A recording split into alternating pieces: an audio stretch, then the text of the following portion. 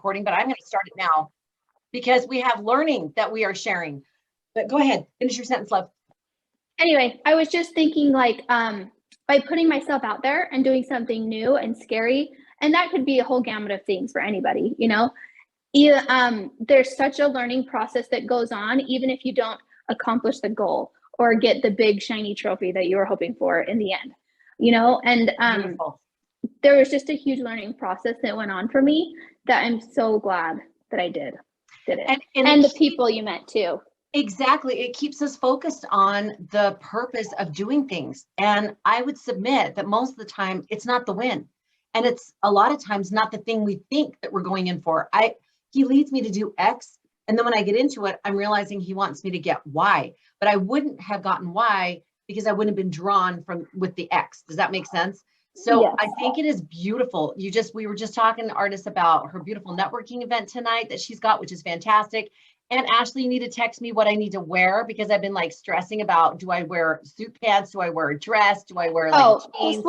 Whatever you want, whatever you want. It's just, I think it's casual. I'm sure tons of people will wear jeans, but I'll probably wear something a little bit nicer. Well, you're dressing nicer though, right? Because you're presenting. Yes. I'll be dressing nicer for sure. But all right. Are you wearing pants or a dress? Pants.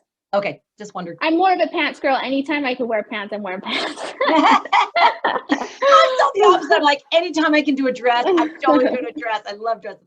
All right, anyway, this is fantastic. I love it. And this is right now top of mind of the things that she's doing. I love seeing the photos of Wendy's night, her networking night. And I just love that somebody in the GTLC did a networking night, and then Ashley looked at it and said, I want to try that, and how beautiful both of them are turning out. Artis, are you coming tonight?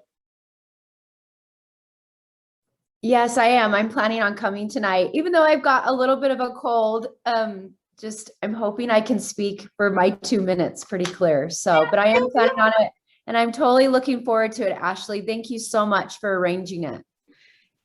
So awesome. And Heidi's going to be there. So you'll have lots of DTLC support, and we'll be cheering you on because you're going to do fantastic.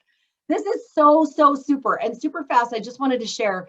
Amanda had texted me. I hope I don't embarrass her. But anyway, out of the blue, she kind of texted me. You know, I'd asked just what are some things that, you know, how has DTLC blessed your life or benefited you? What are some of the abundant things that you've seen? And she texted 2 pages.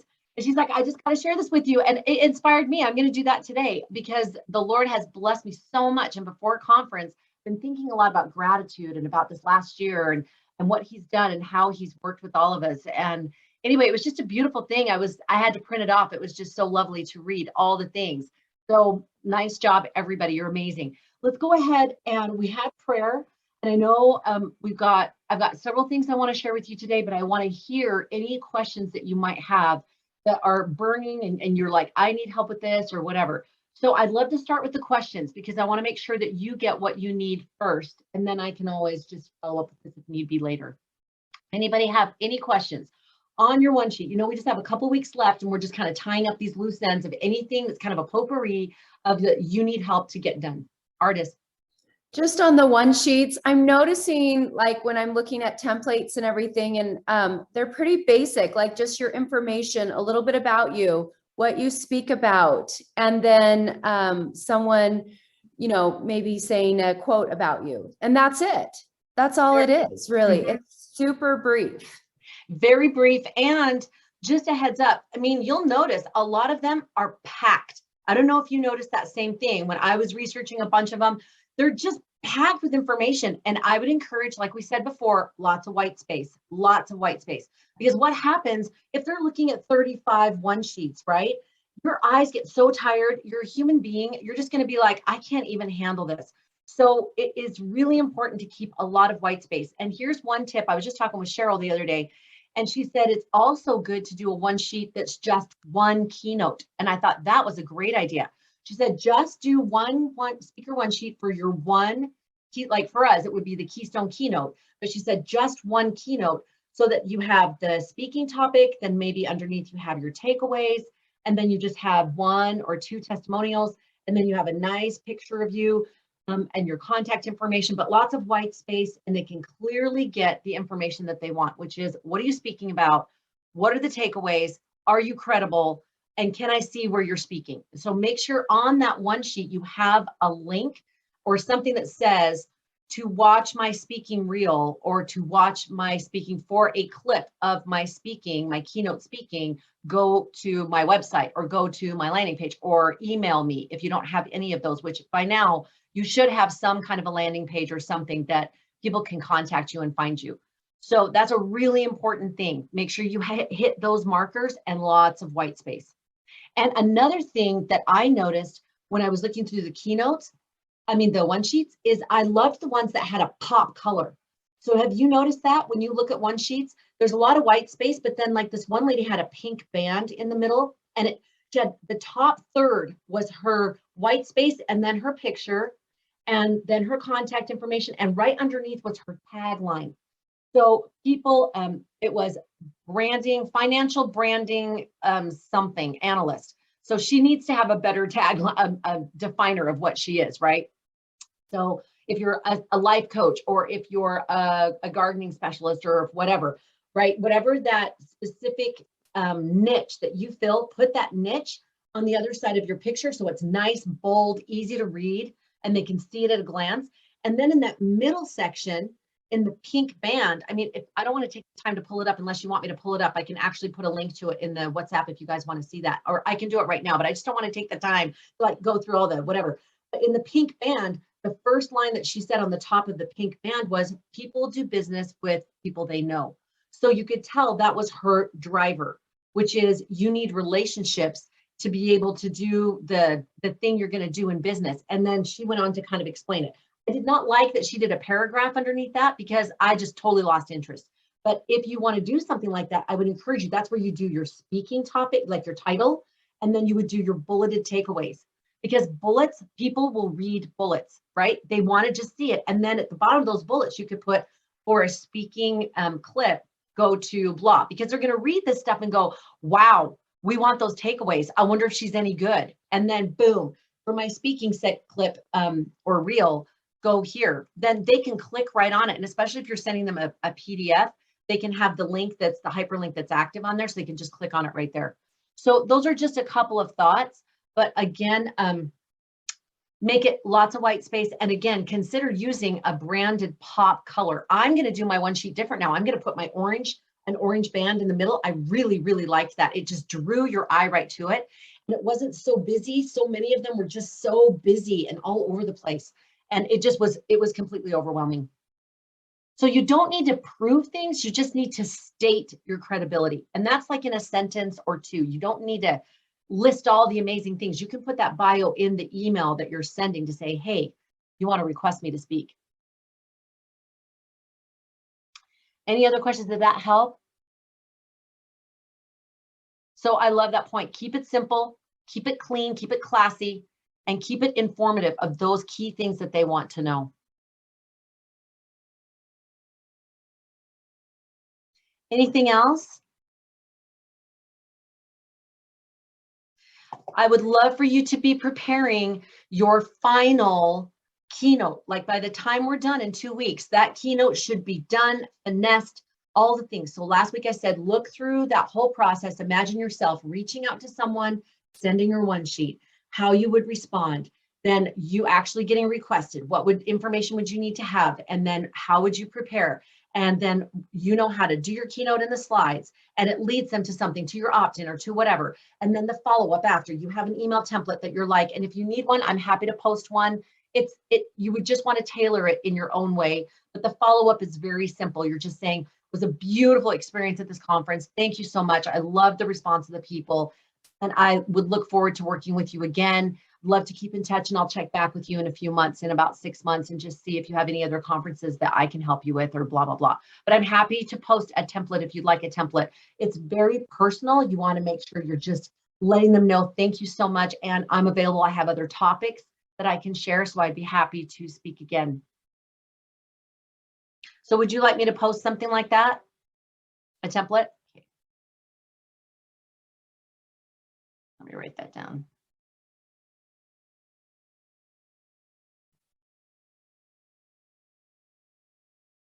Awesome. Any other questions? So one sheets, you should have your one sheet. You should have, and I'll post that too. There's just that little checklist.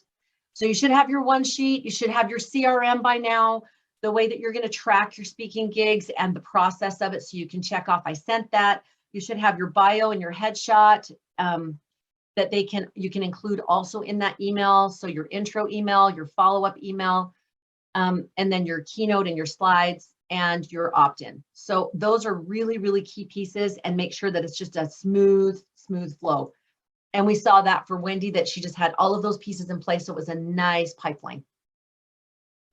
Okay, then I'm just going to go right to, if there's any questions, you just let me know. I'm just going to go right to fee schedule because that was something that came up.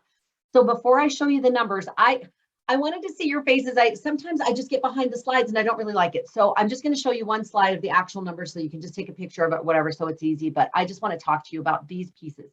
So first thing is you want to ask for their budget. Do not be hesitant. If you're a speaker, you should be compensated in some way. You are coming and you're bringing value. So it is not an embarrassing thing. It's not something you should be shy about. It's like talking about your elbow. You don't need to worry about talking about the fee. And you just come from a place of confidence and assuming, obviously, they're going to compensate you. You come from that space of, oh yes, and on the speaker fee, blah, blah, blah, blah, blah. You just want to come to this place of confidence. And there's no, oh, I know that, but I'm just wondering. I did that so often and I wish I could just rewind and rub that out. So a great way to do this is, the ideal way, in my opinion, is you keep it in a third-party removal. So you have an assistant or you have on your website. If you go to my website, in fact, if you want, I can go there right now and I can just show you what it looks like. We have a form that they fill out. And it keeps it sort of impersonal, personal, so that when I just got a speaking request the other day by text, and this happens a lot. Let me just share screen. That somebody texts me and says, oh, hey, would you like to speak? And I used to do things by text, and then I learned that was not helpful because I would forget things and whatnot. So this is my speaking page. So I start off with the testimonial, and then boom, this pops up to take the life shift quiz, which we're going to end up shifting to the Disciple Thought Leader quiz. If I can get 2 seconds to breathe. And then I've got right here, book Connie. Then I've got my samples of my speaking that they can see. I've got upcoming events, and then I've got another testimonial. Then I've got my press package. I've got my long bio, my short bio. And then I've got pictures of me speaking, and then I've got photos. And this has saved my bacon because every single time people say, oh, can you send me your bio and headshot? And almost every single time it's late, it's last minute. Oh, we're doing the ads, we're doing the promotion. Can you send me your bio and headshot really quick? And it's beautiful. I just say, yeah, can you go to my ConnieSokol.com/speaking and choose the photo and the bio that you would like? It's boss. And it makes you look really credible. These are pictures that I took, 4 years ago, and I've just used them over and over and over. It's been the best. So that's just a quick thing on the speaking page, and you can go and look at it more in depth. I don't want to belabor this time because this is your time. Okay, this is if you want to book me, and then it takes them to this page. So want to chat, contact Connie, and I've got different things so that they can click on it. So if a podcast guest, they just click here and they know to do that, or schedule a discovery call. If it's contact for speaking, they can click this, and now this is the information that I'm asking for: name, email, phone, speaking location, the amount of time they want me to speak, the anticipated audience size. This is so important to get. Will this be recorded? Really important. I've had people record my presentations without my permission. And they're like, okay, yeah. And we've got that recorded. Sometimes I don't find out about it until later. And I'm like, hey, that's not okay. So you really do need to ask these questions. The topics they're looking for, and then speaking fee. And that's a great way to remove it from yourself so that it's just an impersonal, antiseptic, this is the way we roll. And then these are other questions. Will there be a signing table available? And then additional information. Then how did you hear about me, which is really important. So if you want to see that, you can just go on my website so you can check that out some more. Was that helpful to see that at all? You kind of get an idea of questions. Now, if you don't have something like that set up just yet, that's totally fine. And I have it forever. So I would just put those questions in an email. I would say, hey, thank you so much for the speaking request. This is our typical email that we send out, and you can just complete that. And once we receive it, then we put it into our speaking request protocol. which means then we'll look at it and we'll decide and look at my schedule. So again, have a system. When they contact you, have an email that you can send right back out that they can complete so you can get all the information. So you definitely want to ask their budget. Now, if it's like a text or it's a friend or whatever, and you don't want to be all formal, you can just say, oh, thank you so much for asking me to speak. You say something positive about their thing. This event looks great. This conference looks fantastic. It looks amazing. So say something positive and then say, I would love to look at this. And I would just need to know a few things. And then you could bullet point those questions that I just did. And then they could just answer those bullet points questions. Or you could make up a Google Doc and then include the Google Doc and say, if you could just complete this Google Doc or this survey, you could even put it in a survey, then just complete that and send it back to me. And the Google surveys, as you know, is so, so easy. So make sure you do that and make sure you get those key pieces of information: location, number of attendees, anticipated time that you're going to speak, and the audience type. Is it executive, or is it going to be like everyday people, or is it for startups or whatever? That helps you understand who you're speaking to. So that's a really important thing. And then if it's with your friend or whatever, and they're talking to you at a thing and you're like having a conversation and you're not going to go, well, I'll send you a thing and then you can tell me about it later. You're going to want to find out more information and like be able to make the connection. So if it goes deeper and they are asking you, state your fee, ask their budget, and then state your fee. So if you're talking and they're saying, oh yeah, we'd love to speak at a conference, you say, well, what's the number of attendees and what's the speaker budget? A great way to say that is, especially like in an email, is typically for this kind of conference. So sometimes I say for a smaller conference, like for Life After Divorce, I said, well, typically for a smaller conference, I charge between $1,500 and $3,000 or $5,000 to $10,000 or whatever it might be. But I'm happy to work with your conference budget. That's a really good line to add in. Something like, I know how conference budgets can go. I'm happy to work with your budget. Let's see what we can do. Something like that, that lets them know I'm not doing it for free unless I choose to do that, but we can work with your budget and that's fine. So I like that sentence where I'm like, typically I charge so they can feel the value of getting you, but then I can do. So for LDS PMA, she was like, what's your speaking fee? And I said, well, typically for this kind of event, I would charge $3,500 to $5,000 because it was online and it was a, kind of a small kickoff thing. And she said, okay, we do not have the budget for that, but we have this that we could pay you and we could offer you this. And that's when you know you're working with a good organization. They'll say, well, then I can offer you this. If they don't say that, then you say, well, I'd love to work with your budget. Do you also provide an opportunity for, and that's where you saw that list, a book signing table. And we've talked briefly about this before, a free recording of the presentation, because that's gold for you. If they are going to pay for all the setup for a recording, that would be the number one thing that I would ask for, is that. Because people will go online and they'll buy your books if they want, but that recording, that's saving you anywhere from like $700-800 to $1,500, depending on the quality of what it is.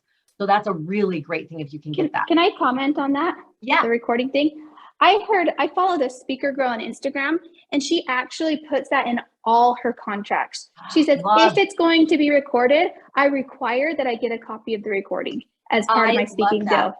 She requires it, and I love that. I love that, if it's going to be recorded. A lot of times they don't record, so don't set your cap on it. But I love adding in that line. Right, or photography. If there's photography, she requires that she gets copies of all the photography. I love that.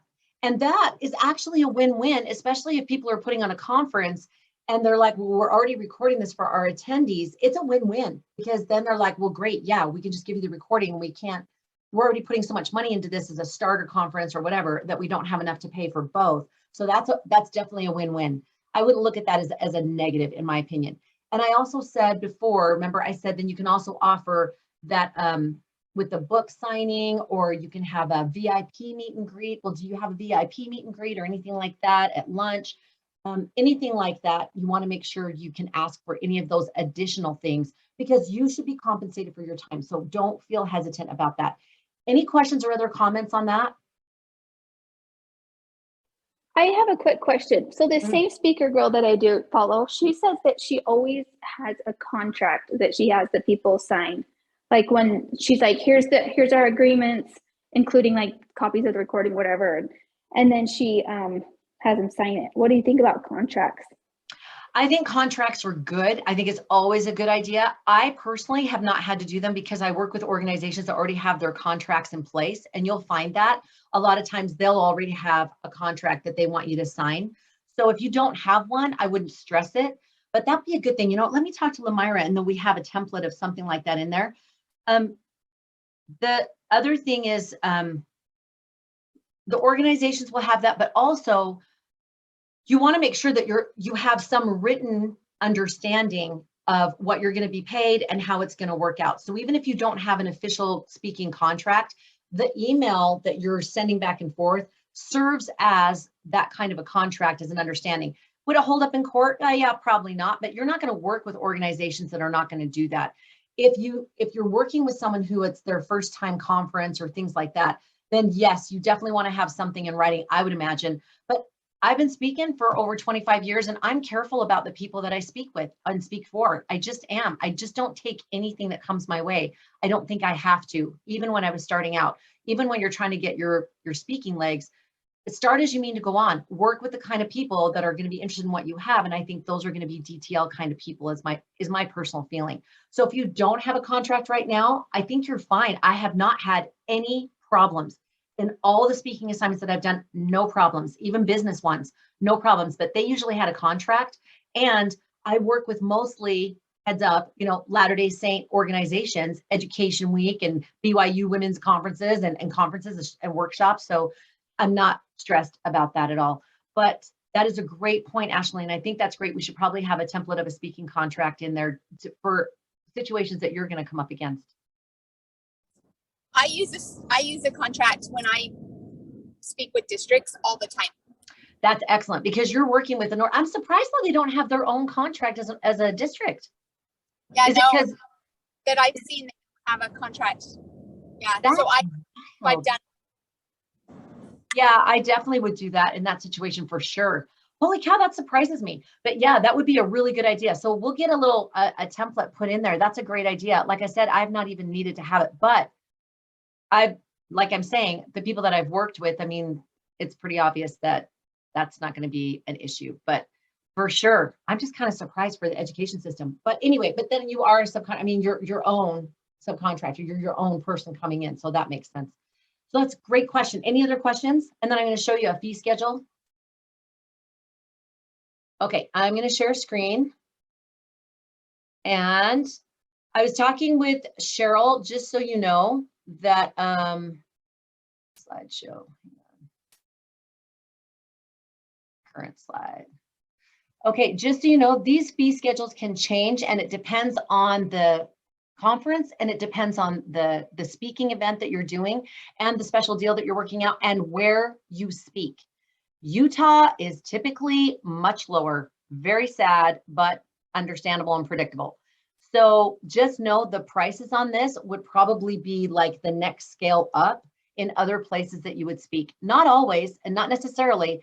If it's a startup conference, if it's a nonprofit, it's a lot of different factors go into this. And if you're going to do the keynote, or if you're going to do a workshop, or if you're going to do a keynote and a class, or if you're just going to do 2 classes, or if you're going to do a class and repeat the class, these are all good things to ask. By the way, I should have made that point as well. Is if it's just the keynote, and you can always offer to say, if they're like, well, your speaking fee, we can't make your speaking fee, then it's nice to say, I'm happy to do the keynote and a class or a breakout session after. And that a lot of times will sweeten the deal, and they'll be like, wow, we're going to get more bang for the buck. And you're there, you're already having to get ready for the event and be there. Sometimes, and a lot of times, it's just as easy just to do a class. I like doing my breakout classes right after the keynote. People are excited, they love what you've done, and they want to come to something you've done, and it makes it more time effective, because then I can either just do it right then and skip out, or I do it and I'm done, and then I can network. Another good thing to do with classes is do one right before lunch and then do one right after lunch. So if you're not a keynote, be the last one that speaks before lunch, because if people are taking off, they're probably going to do it after lunch. But if you speak before lunch, then people are buzzing about your class while they're sitting and talking about lunch. That's a really good thing to do.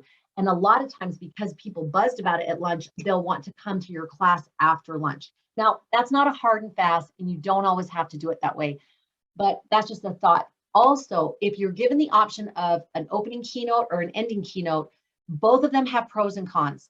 One thing that I love is opening. I love opening because most people will come for the opening. Sometimes, often, you'll get a 50-50 chance of people staying through the whole thing. And if they don't know you and you're the closing keynote, that may not be enough of a draw for them to stay the whole day. That's why it's nice if they do giveaways or things like that, because then people will stay for the giveaways because we're human beings and that's us. But that's something to consider. If you get a good keynote, it's great to do the closing keynote. There's lots of pros to that, lots of good things to that. But if you have the choice, me personally, I like doing an opening keynote, and then you're networking the rest of the day and people know you and they want to come up and talk to you, and it just makes it more beneficial, in my opinion. Okay, any comments or anything? Okay, let's go to the fee schedule. So no experience, small organizations, 150 to 500. Generally speaking, the sweet spot in that is probably going to be 350. In Utah, sad to say, a lot of times it's 150 or they won't pay you, which is just insane. So you really do need to stand your ground of having some kind of compensation.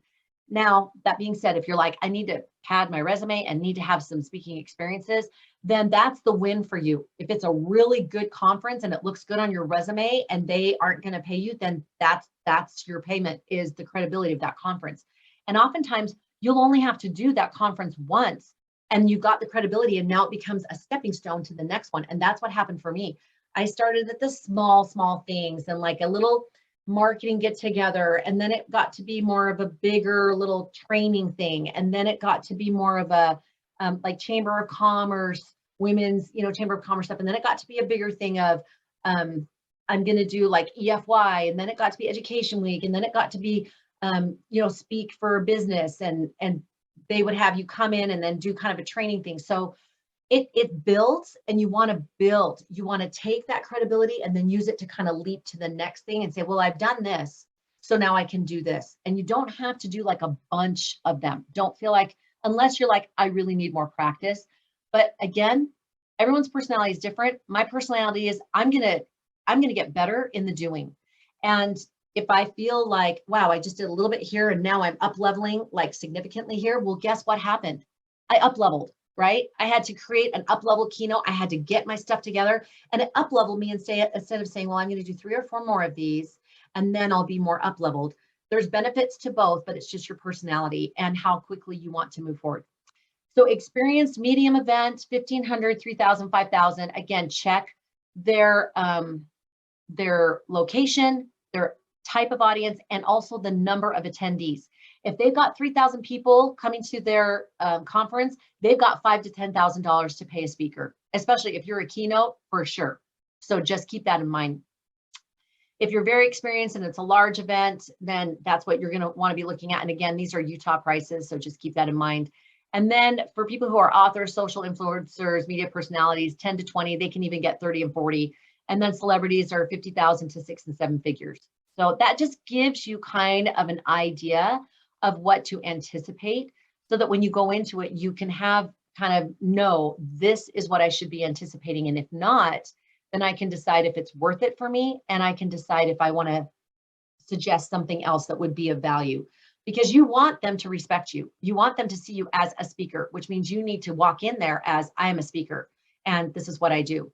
When it was LDS PMA, I'm wanting to help them. I know it's an organization and it's nonprofit and it's all those things, but I also want them to know this is the value that you're getting. That's why I said, typically I charge this much. So they were like, wow, we are super happy to have you. What can we do to make this worth your while, right?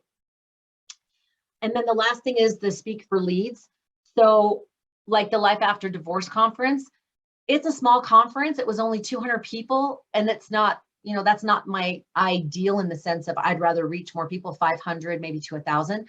But what was good about it? It was my market. It was Latter-day Saint women. They've gone through hard things and they're going to want to share a message. They need help moving forward. They're totally value-based and aligned. They've already met some of those parameters of the 5 things that I qualify people for. So I thought, I'm going to give it a try. I'm going to just see if this is a fit. And from that conference, same thing. I said, this is my typical fee. And they're like, we wish we could pay you that, but this is what we can pay you. Totally knew that was coming because it's BYU conference. However, in my class, I had 100 and something people in my one class, and I repeated it before lunch and after lunch. And I had that one class, and I mean, those two classes, and same thing happened. The buzz at lunch, people came up to me in my afternoon class that I heard nothing about, take it with a grain of salt. I heard nothing but good about your class. I came to your class, blah, blah. I had people who were in my class before that came for a second time. It was crazy. So anyway, out of that, I got 5, 7 discovery calls and 3 women who signed up for the retreat. So was that a fit? Was it worth it? Absolutely. So speak for the leads, speak for the people that you are trying to reach. And that's totally worth it, even if you're not getting paid very much, because it will end up blessing you. Yeah. Just the question I have, you're talking about, again, sorry, my voice. No, You're talking about keynotes and then you break out in classes. So are you just in the classes continuing on the discussion? Is it an open group discussion? Or are you walking them through the keynote again, but just in a more personal way? Just wondering to clarification. a lot of times the breakout is to build off of a point on the keynote or another point they want you to cover.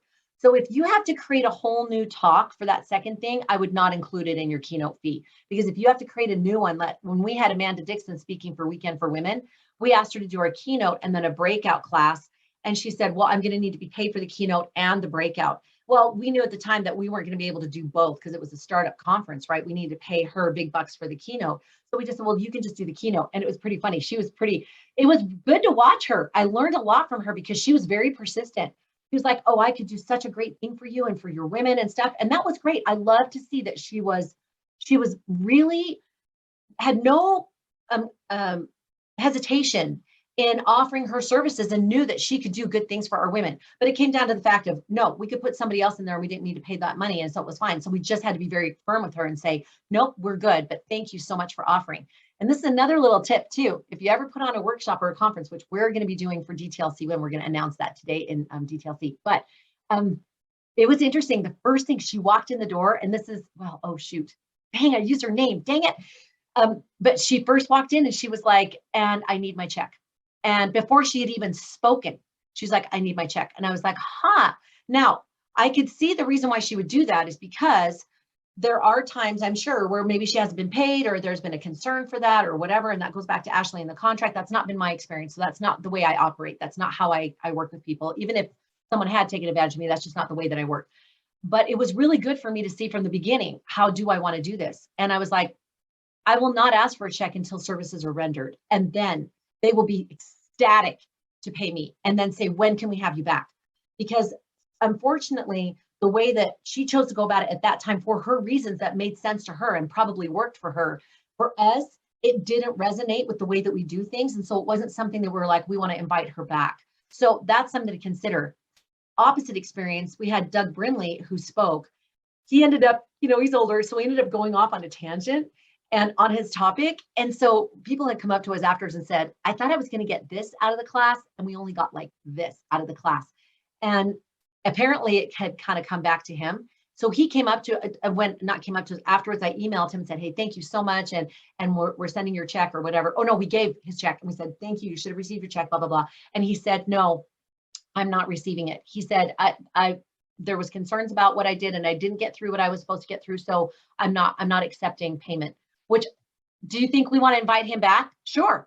I mean, because he owned that he should have covered his material that he promised he would do, but he was gracious enough to say, you know what, I didn't deliver, so I don't get paid. To me, that's a good integrative speaker. That's someone that I want to be and I want to have back. So anyway, on the keynote and the breakout, it should dovetail with your breakout. So if I'm doing a breakout on Purpose-Filled Life, I'm probably going to do the breakout and work them through the purpose statement. Now, is that a benefit to me? Absolutely. Because if we take the time to work through that purpose statement, now it's discussion, it's chatting, it's connecting with each other. And they finish that purpose statement. What's their next thing they're going to want to do? They want to fulfill it, want to move on it. And who are they going to think of? It's going to be me. I'm going to say, I can help you with this if you want to move forward. Come do a discovery call, talk to me, and let's see if it's a fit. So does that make sense? Your breakout should be a pulling from that keynote and build on that and lead them to where you want them to go. Any questions on that? This is not, again, the 11th commandment. These are things that I've learned. These are things that I've learned from other people. These are things that I found out for myself. things are changing all the time and adding in and all the things. So just know this has been things that I know work and why they work, and those principles that kind of drive those. Anything that you guys want to add or share? Connie, I'm so impressed with all your experience that you've had. And I'm sure you could share so many different stories of things that worked and things didn't work. But I love too what you said about up leveling. Like, don't be afraid. We get into this point, like just getting comfortable being beginner speakers, but don't be afraid to up level more and more. Like, I feel like recently, like Wendy did, and also Wendy Christensen, they're up leveling, and also Amanda, and then Ashley talking about being outside her comfort zone. And then, but at the same point, now she can share about that in keynotes. I think it's amazing that it just keeps pushing us to develop those skills more and more. So thank you for sharing that. You're welcome. I love that. And remember, you are that speaker right now. You are that speaker. You just need the opportunity to let that come out and refine it, but you are that speaker. You belong at the table. If you've read, I don't agree with a lot of Sheryl Sandgren. She's CEO of Facebook, her book, Lean In, and a lot of people quote from it and things like that. And there's a lot of stuff in there that I don't agree with. But one of the examples she gives is she said she would go to meetings and the women would sit on the outer chairs of the meeting room, right? And she would go and sit right at the table and she'd be like, come sit up at the table. And they'd be like, and we do it to ourselves. I just interviewed Susan Easton Black for LESPMA podcast, and she was the first woman professor in the Department of Religion. I worked in the Department of Religion back in the college days, and I remember her coming into the office, and we just loved and adored her. But I said, what was it like breaking down those barriers? She said, yeah, it was a thing. She said, I remember my first meeting and someone asked me, are you here to take notes? And then someone else commented on her perfume, right? So ignore it, but be that speaker. You are that speaker already. And just a case in point, when I went to Dan Clark thing, he had this thing at the Little America. Anyway, it was kind of a smaller, tight-knit thing. And I was still kind of feeling like, okay, I mean, I'd done a lot of things and things like that, but I wasn't doing as much big speaking as I wanted to. I had still kids and things like that. And anyway, long story short, it's so embarrassing, but it's hilarious because he's speaking and he was so like the stories and the larger than life. If you've ever heard Dan speak, he's got larger than life stories. You're just like, okay. And then he met Gandhi, and I mean, it's like crazy. And I'm watching him, and I know as a speaker, he's had to rehearse a lot of this stuff, and I'm just watching him, and he keeps looking at me. And then afterwards, I go to get a drink at the water cooler, and he follows me out, and he starts talking to me, and I just turned to him and I said, I'm sorry, I just have a question. Are you for real? Like, is this authentic you? And he was taken aback. I can't believe he said those words. And he started laughing. And he's like, yes, this is the real me. And I said, okay, then I'm all in with you, because I said, I just needed to know, because sometimes people aren't. Well, guess what?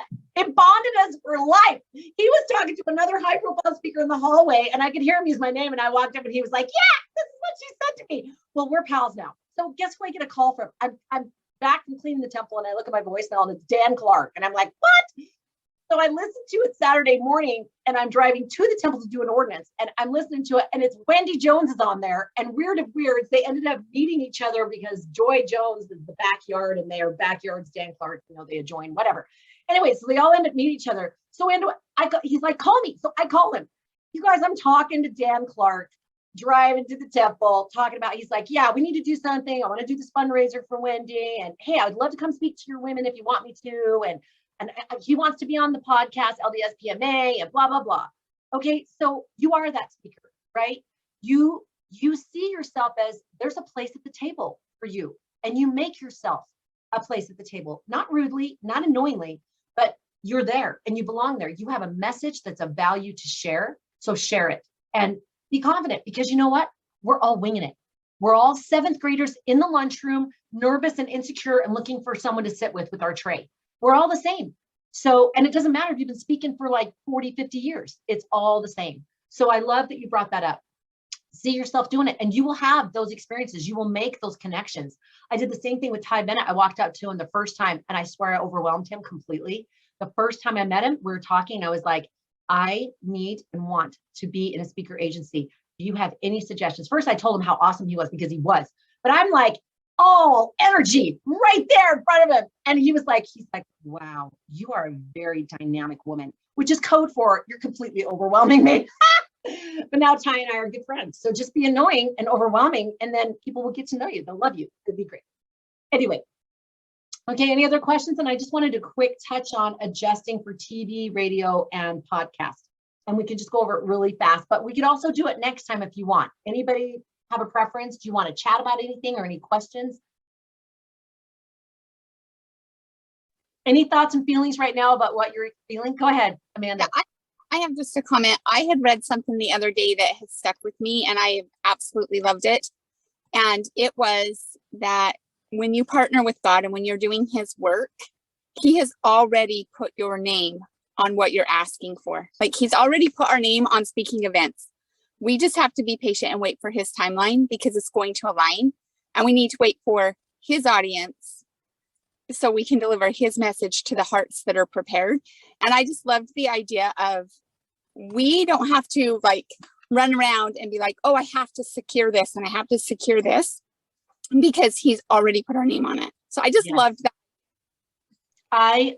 Amen and amen. I think early on, I just felt like I'm such a 3 that I'm like, give me this mountain, right? Like, what do I need to do? And how can I do it? And how can I do it faster, better, whatever? And he really had to slow me down. He had to say, I need you to be more intentional about what you're doing. I can use what you're doing, but it's not going to be as fulfilling. And he let me learn that. And it was such a good learning thing that it isn't the quantity, it is the quality of the experiences. I didn't have to go and do 6,000 speaking experiences for people to take me seriously. In fact, I was shocked at how quickly people saw me as a speaker and saw me as more of a professional speaker than I saw myself. So just know, if you walk that talk and you put your time into your keynote and you deliver, you engage, that's what matters. And the Lord will plunk you where you go. And he's going to teach you along the way in the doing how to be a better speaker. And he's going to show you your weakness so that you can strengthen that. He's going to make you agile. I think I mentioned to you, I can't remember if I told you, but I remember different Education Week things. One time I forgot my talk, and I had to have a friend of mine who was in the Department of Religion that I'd worked with years ago. And I'm like, can I send this to you? This is before like we all had cell phones and everything like that. I'm like, can I send this to you? Another friend of mine, can you email this to blah, blah, blah, or whatever. I can't remember how I figured it out, but I got a copy to her. She got a copy to me. And then I literally walked in. I literally grabbed the talk and then walked in with my talk. And that was back when I had my talks. Another time I couldn't find a parking place. And I literally walked in as they were announcing me. The person did not even know if I was there or not. They just announced me from the pulpit, a la President Monson in the temple, announcing some guy's going to speak. And I literally walked in, didn't even have my purse with me, walked in, set that down, walked up to the podium and just started speaking. Boom, like nothing happened. You deliver. You don't make apologies. You don't whatever. You just get up and you just go. You just go. And that's how you work. One time I had to go speak somewhere, and I literally being on the floor, I was so sick. And I was saying a prayer. I was like, Heavenly Father, I don't know if I can even go tonight. And I literally, the last possible moment before leaving, I got up, got dressed, went, and I spoke. And he gave me the energy and strength to do it. And I came home and I crashed. That's speaking. You just do the do. You just got to go and do it. And he will teach you to be flexible and put you where you need to be. And he's got opportunities prepared for you. And you can go back to those core qualifiers for you of what makes a good speaking experience for you. What's a fit? Because the adversary is also going to put a lot of bling in front of you. And this is something I really caution you on. He's going to make you think you've got to have certain things to be that speaker, or this is going to be a great speaking assignment. But then what actually turns out is not what you think, that Jason Hewlett speaking in the goat pen, right? I mean, you really do need to feel confident in asking the questions and learning from the experiences, because some of them are the short Elder Holland road where you go halfway down, you're like, this is not where I want to go. Expos, oh my gosh. I remember speaking at expos, and I think I told you, like, it was the worst experience. Everyone's over there shopping, it's loud and echoey, and I'm standing on the stage, there's no one there, no one there. They had me scheduled all the time because they just need to fill the slot. They just need to fill the slot. So you're standing up there like a beal, and there's no one in the audience. I went down and asked 2 women that were eating over here if they would mind just coming sitting in front and I could speak to them. It was the most humiliating experience of my life. But I learned from that. When they called me, Rebecca Cressman even would call or suggest or whatever, because she had a job to do and she had to fill the spots and stuff like that. And then I got wise and I realized, oh, they're just filling a spot. This really isn't a fit for me. That's why you guys are learning this stuff really early. That's going to help you be able to avoid those things. Now there's other ones. Sometimes Pinners Conference several years ago when they were just starting, it wasn't always that good of a fit. We went with in the living room. That was a podcast I did with a group of women, and we went there together. And that's what made it really fun, is we went there together and things like that. But it really wasn't a good fit. Now Pinners Conference can be a good fit. Depends on which one you go to and the setup. But ask your questions. What's the usual audience attendance in the classes? What times are the best times to speak? Just speak up. For a long time when I did Education Week, I just took what they gave me. And then after several years, I'm embarrassed to say, I realized I could request, or like I could say, no, I can't speak during those times. I just wanted to make sure I could speak. So then I got to where I was like, no, I need to speak at 10 o'clock because then my kids are off to school and I can come up and be prepared. And then I can't speak past 1 o'clock or whatever, or 12. And they gave it to me. So these are just good things that you learn as you go. And these are good things for me to pass on to you because they're things I didn't think to do. But learn from the learning. I remember sitting in a radio show interview at the old Osmond Studios. And it was, can't remember the radio show that was interviewing me. And we got done. And he said, have you thought about doing radio? And I was like, well, yeah, but not right now. I had little ones. I even brought my little one with me in the car seat. I can't remember which child it was because they all meshed together. And he said, how would you like to do your own radio show? I mean, just offered me my own radio show right there. And I paused and I said, that would be amazing. Wow, one-time energy, my own radio show, perfect. And I said, let me think about that. So I went and I prayed and I was like, at the time I had littles and they're getting fevers and things like that. And I can't show up and all of that. So I had to be realistic. And I said, no. Then fast forward several years in the future, when KSL calls and says, hey, do you want to do your own radio show? I knew it was the thing to do, even though I really didn't want to do it because I was pregnant. I was like, I'm going to have a baby. Why would I want to do a radio show? And that's when I I asked for and said, I can do this schedule and I can only do that. And they said, okay, we'll work with that. You can do it. And it worked out to be very doable. And we ended up having a really successful show. And then 6 months later, the Lord said, it's time to go. And I was like, okay. Oh, can't work with me, can't work without me. Anyway, any other thoughts? I'm loving these experiences. Anyway. I like to say, I think he up levels you very quickly. Like just when you get comfortable, he up levels you. He doesn't even let you get comfortable. He up levels you. You're so sweet. Okay, I have to agree with that. And sometimes I get really frustrated by it. Like, can I just get a breath? But I don't know. I don't know why he does that with me, but I'm really grateful that he does because I feel like I can turn around and share it faster with other people. And that is my delight, is like helping others go, hey, I learned from this, or here's some things that might help you and see if you can try it. I have a comment. Yeah, I like the idea of believing that you're already that speaker. Like you don't have to go out there and get all these speaking gigs to prove that you're the speaker. You already are. So I just like that confidence piece of advice. Oh, I'm so glad. It's so true. And when you feel that and you think that, you act that and you dress that. And that's something I may have mentioned before, but always dress like you're that speaker. I think I mentioned when I went to Storymakers the first 2 years, maybe I think first year or 2 years. Anyway, I always dress like a step above. And people would keep stopping me and asking me for things about Storymakers. They thought that I was on the board because I was dressed like that. They're like, do you know when this is happening? Or do you know about the awards thing? And I'm like, I'm just a participant, right? Well, guess what happened? That third year, I was invited to speak. So I acted like a speaker. I acted like I belonged. I went up and I talked to Lisa Mangum and I talked to Josie Kilpack, and very respectfully and kindly and carefully, so I wasn't taking their time, but I made myself sit at the table. And again, if you don't mind, I mean, we can talk about this other stuff the next time, because this is stuff on adjusting to a podcast and stuff like that. It's just tips. I'd rather that we are connecting. But you can tell me if I told you the story about being at NSA conference at the table with Chad Hymas and Dan Clark and all those guys. Did I tell you about that experience? If I did, I don't want to repeat it. Was it the time that you talked about how you have 7 kids and stuff, and they're all like tooting their horns, or was that a different? Oh, this was a different one. It was, and just stop me if I tell, please don't be polite, because I hate that. I hate repeating as I'm getting older and I have more places that I'm speaking to people. I forget what I've said. I feel like, oh no, it's happening to me. Just stop me.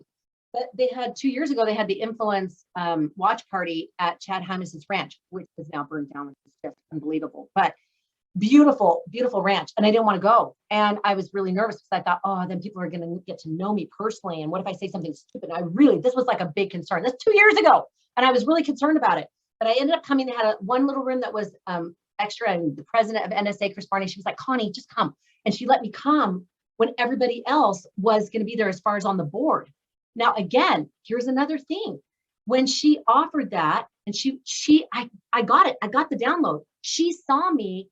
I saw myself as like, oh my gosh, I'm out here and there's all the cool kids, right? They're all these global speakers and stuff like that. And I'm mostly an at-home mom who's doing this stuff, right? That's not how they saw me. She was like, Connie, you just come. They did not offer that to everyone because the board came in a day early. And she said, we have one single bed room if you want to just come for that. Well, I realized, okay, but I'm going to be hanging with the board. Anytime that you do a conference, if you don't pay for the conference ticket, ask if you can speak or you can do something or you can help with organizing something, whatever. Becky Kemp does this beautifully. She does a lot of that so that you're seen as part of the organization rather than I'm an attendee. You come in at that higher level. So then the people in the board see you like that. And then you just become one of kind of the people. When I was speaking at Storymakers, they have a green room. So now I'm in the green room with Lisa Mangum and Josie Kilpack and all the authors, and I'm just talking, hanging with them, going up and chatting. So now I'm in the club, right? So anyway, for NSA, I go the day before. I go ahead and do it because I'm like, wow, if they're giving me an opportunity to hang with the board, wow, I need to just pull up my big girl panties and just be the speaker, right? So I go there and then try not to say anything stupid. Anyway, so I go there and I'm hanging with them and it's wonderful. Well, the lunch the next day, they were going to do this marketing mastermind with Dan Clark, Chad Hymas, Ty Bennett, Jason Hewlett, all the biggies, right? Upstairs. And I knew that Cheryl Knowlton was going to be down with Chris Barney, not Cheryl Knowlton, but Chris Barney was going to be down doing the lunch, preparing the lunch because she did everything by herself. And I love her, even if she hears this and she knows it. We all tease her about, would you stop, just delegate, right? But she's right here. But I knew she'd be exhausted. So I'm like, so I went down to the kitchen and I'm helping her put on lunch. And I even say, is this a Martha and Mary moment? Like maybe we should be upstairs and maybe this could wait. She's like, no, if we don't get lunch on right now, it's not going to be ready. I'm like, okay. And it is with a heavy heart that I'm like chopping the vegetables. I'm like, meh. But anyway, here comes Cheryl Knowlton. And she's starting to do the taco meat. And she's like defrosting it on this little pan grill thing. And we're talking. And that's where she said, hey, how you doing? And I said, you know, you just spill your guts. And I'm like, I'm missing a link. I don't know what it is. And that's where she said, have you thought about contacting Michelle? And I went, oh, and I got the shimmer because I had met Michelle at an Influence conference and I loved her. And I had heard her speak and I was like, oh, she's awesome, but it wasn't the right time. So I knew whatever she's selling, I want and I need. The retreats was the missing piece. But the funny thing is that after that, because I had helped to make the lunch, they actually didn't end up doing a mastermind. So it was like, no, let's just chill and let's just do this later or whatever. And they never did it. They came down and they were last to come in. So we were the last. So they were all sitting at this table over here and we had helped with lunch. So we came in and there was nowhere else to sit because everybody else had their spot. So I thought, well, I'll just go see if I can just get a spot at that table. Went and took a seat at the table, bookending before we end here. And a seat at the table. Bye, Levin. A seat at the table. So I sit at the table and here's all these big names talking at the table. And I'm shrinking by the second because I'm feeling like I don't belong here. And it's all men. I'm like, they're all having these hunting stories and all these, war wound stories. And I'm like, I have nothing to share. Well, then here comes Becky McIntosh's husband, Scott, who's the biggest teaser of all time. And the day before we'd been out shooting. No, maybe it was that morning. Anyway, we've been shooting. Oh, yeah. So this was the day after. Anyway, we've been shooting and I had a bruise the size of a huge baseball. Like it was just this big on my arm. And I had mentioned it to him and I was like, yeah, you can tell that I'm in the movie because I just got this huge bruise. And he was like, oh, wow, yeah. They're all like total experts. Anyway, so Scott walks up to the table and he's like, yeah, Connie does shotgun shooting. You ought to show him your wound. And I was like, no. And they all turn and look at me. They're like, what wound? I'm like, no. And Scott like, come on, just show it to him. And I'm like, no. And I got a dress. It was kind of like this. And I'm like, no. And he pressed it. And I went, a lady never shows. Anyway, we're laughing, we're bantering. It was the most hysterical thing. And finally I went, and I showed them and they laughed. We had the best time. I looked around and I went, I'm in the club. We ended up taking a picture, which I still have. And sweet Mark Eaton was in it before he passed. Anyway, and I've got my thing like this and you can see my bruise, right? And we're laughing. And ever since then, I'm in the club and I took a seat at the table. So you are that speaker. Take the seat at the table and share your message like the speaking boss that you are, because God's already got you. He's already got it in you. And you just need to be confident that he will, even in saying the words, you will become that speaker that you want to be. So anyway, thanks for coming to my TED Talk. I love you, ladies. We're over. And I'm always trying to get down to 10 and I'm so sorry.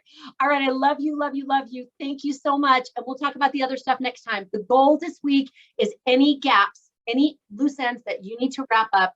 And then if you want, you can just contact me if you have any questions or need any specific help. Just join my 20-minute coaching calls and we'll get you all set.